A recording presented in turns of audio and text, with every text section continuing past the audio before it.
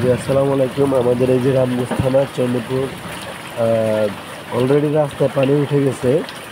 তবে রাস্তায় উঠার পরে মনে করেন সমস্ত বাড়িঘর সব ডুবে যাবে। রাস্তায় উঠলেই সব ডুবে যাবে। এখন পরিস্থিতি নিয়ন্ত্রণের জন্য ভয়াবহ অবস্থা খারাপ।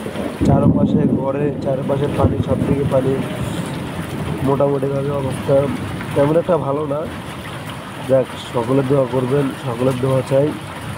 আর সবাই একটু বেশি বেশি শেয়ার করে দেবেন যেন সবাই দেখতে পায়।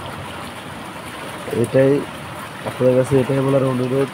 আর পুরা ৫ নং চন্দ্রপুর ইউনিয়ন অন্যান্য দিকে অবস্থা আরও ভয়াবহ অবস্থা খারাপ, তেমন একটা ভালো না।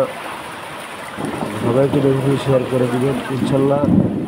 সবাই সবার জন্য দোয়া করবেন। বিশেষ করে আপনার কুমিল্লা, নোয়াখালী, ফেনী, সিলেট, ব্রাহ্মণবাড়িয়া, ওদিকে লক্ষ্মীপুর, রামগঞ্জ, এসব সাইডে অবস্থা প্রচুর খারাপ।